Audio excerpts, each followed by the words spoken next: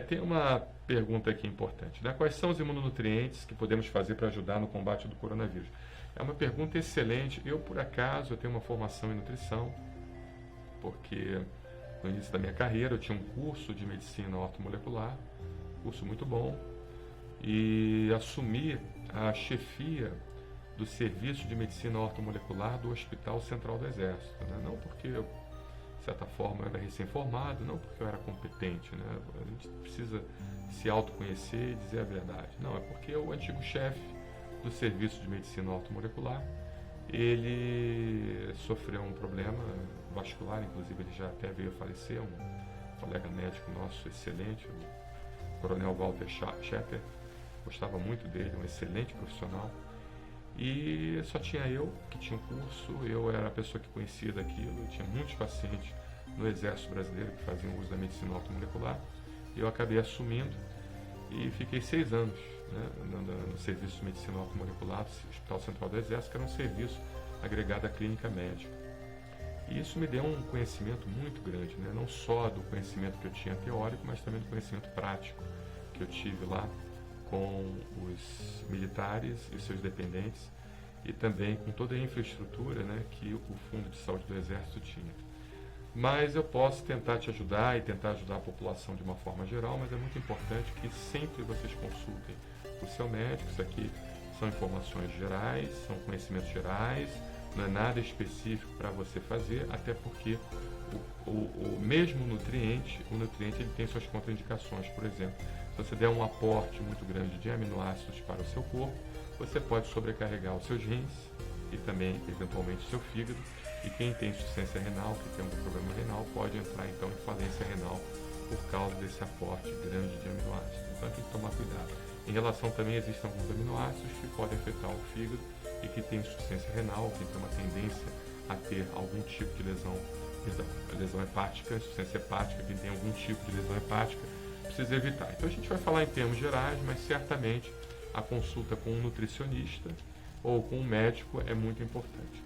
Agora, o que a gente entende por imunonutriente, o que tem realmente de estudo científico publicado mostrando evidências científicas em relação ao uso de nutrição no controle das doenças, são alguns nutracêuticos, como no caso a L-glutamina. A L-glutamina é um aminoácido não essencial, ele é um aminoácido que de certa forma pode ser obtido através de outros aminoácidos, por isso que ele é considerado não essencial.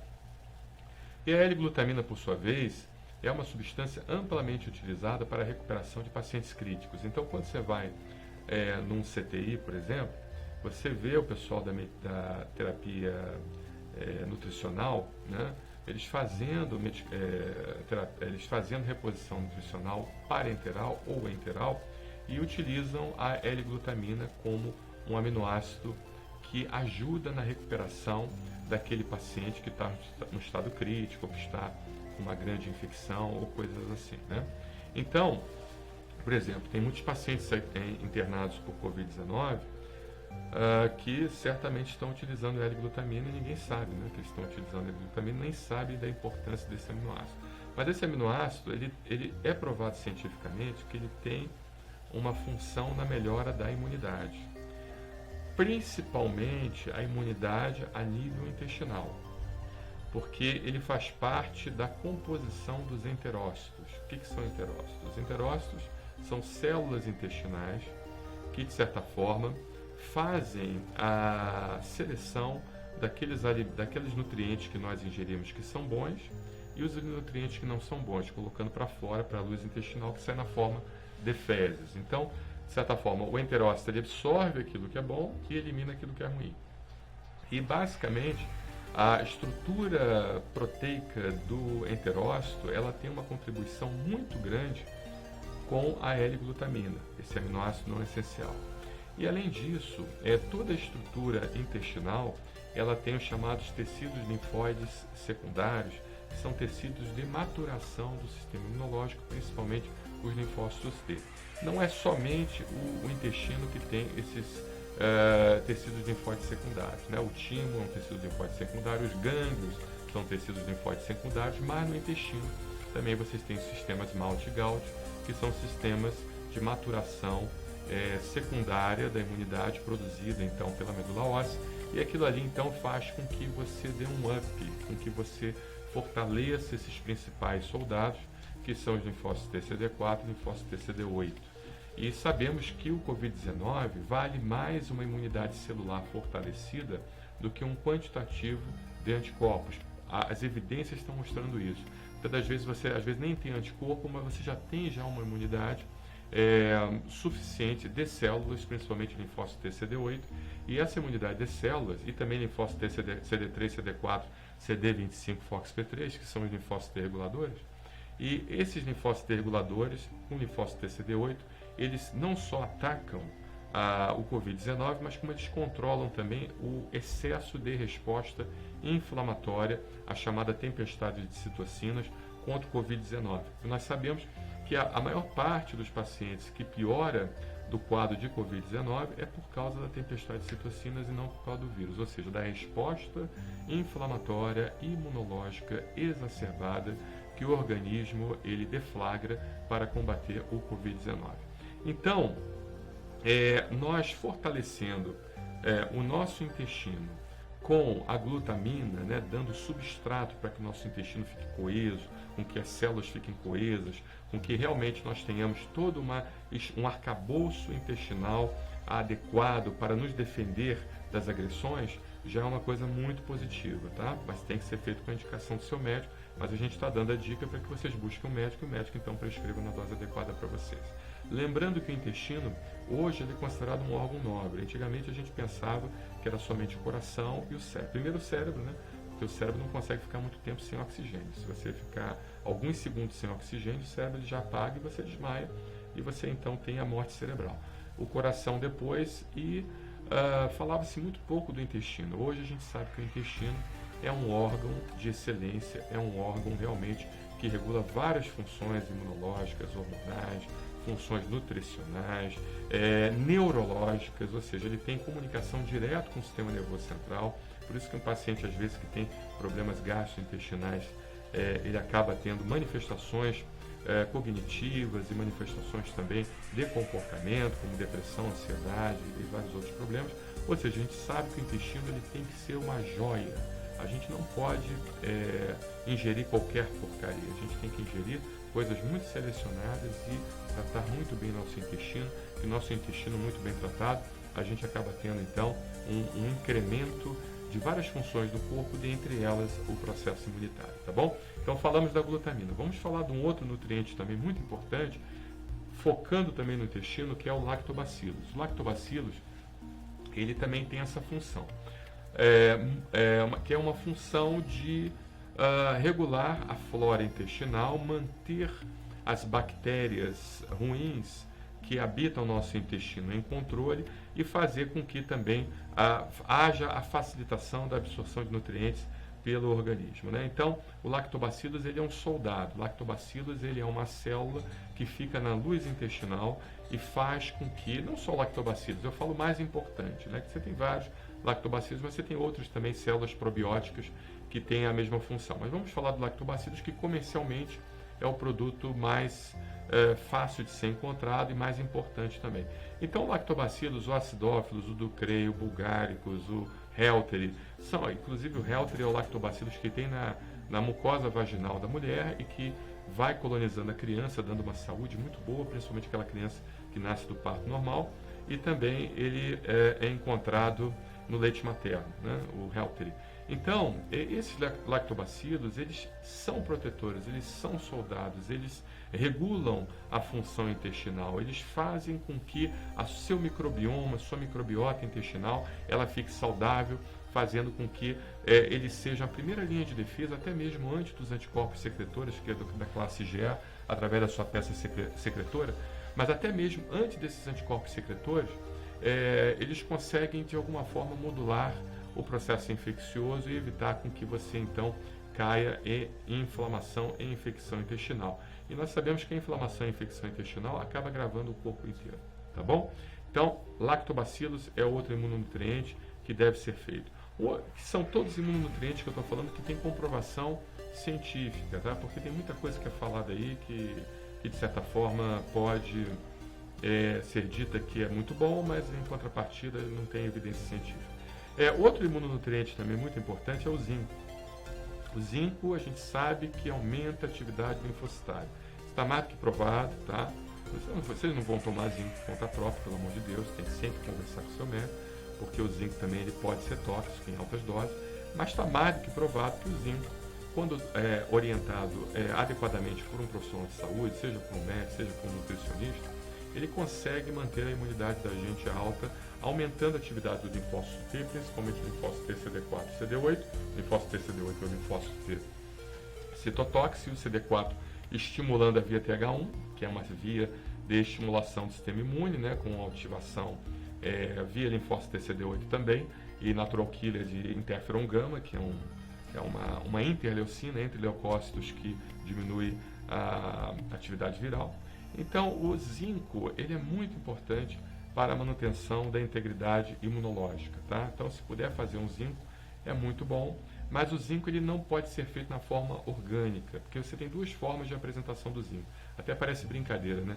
O zinco orgânico e o zinco inorgânico. Ele precisa ser feito não na forma inorgânica, ou seja, na forma pura, na forma onde ele se apresenta por mineral. Mas é importante que você faça o zinco agregado a uma forma orgânica, agregado a um aminoácido, porque a partir do momento que ele está lá quelado, chelated em inglês garra, tá? Ou em agarrar, né? Chelated, chelate, garra. Então, de certa forma, daí vem o nome quelado. Então, quando ele está quelado ao aminoácido, facilita a absorção dele, porque o organismo tem muito mais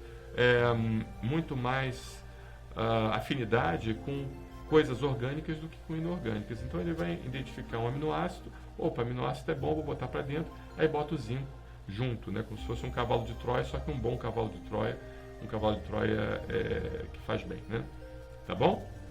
Então o zinco é muito bom, só que o zinco na sua forma orgânica através da quelação com um aminoácido, seja uma glicina, seja algum outro tipo de aminoácido. Um outro nutriente também que tem uma ação imunitária comprovada é a cúrcuma. A cúrcuma, que é derivada a curcumina, né, perdão, que é a substância ativa que é derivada da cúrcuma, o açafrão da terra, ou nos Estados Unidos e nos países anglofônicos, o curry. Esse nutriente também tem uma ação imunológica comprovada. Inclusive, uma das hipóteses do povo indiano ser um dos povos que tem menos processos neoplásicos, câncer na sociedade, é o uso corriqueiro da cúrcuma. O indiano usa cúrcuma para tudo, no arroz, no frango, em tudo eles usam cúrcuma. E realmente a cúrcuma tem uma ação muito poderosa, uma ação anti-inflamatória muito poderosa e uma ação imunomoduladora, né? Isso que é importante.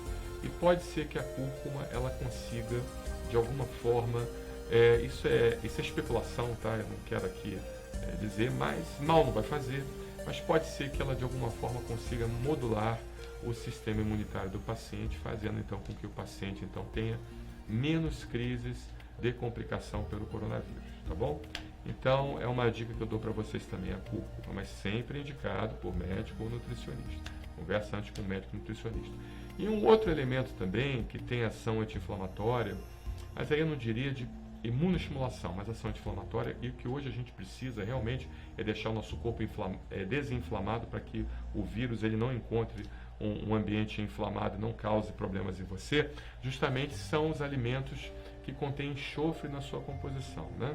Então, os alimentos que têm enxofre, o alho tem enxofre, a cebola tem enxofre, o brócolis tem enxofre, né? O que mais tem enxofre? Deixa eu pensar aqui, outro alimento também que eu adoro, que é o gengibre. O gengibre é um dos alimentos mais ricos em enxofre que existem. Então, assim, você fazer esses alimentos ricos em enxofre, você vai estar dando um banho de desinflamação no seu corpo, e aquilo ali pode lhe ajudar, caso você pegue o coronavírus, de tirar um pouco esse processo inflamatório, já deixar o seu organismo já preparado com uma anti-inflamação e, consequentemente, fazer com que você não evolua para a fase grave do coronavírus, que é a chamada tempestade de citocinas. Tá bom?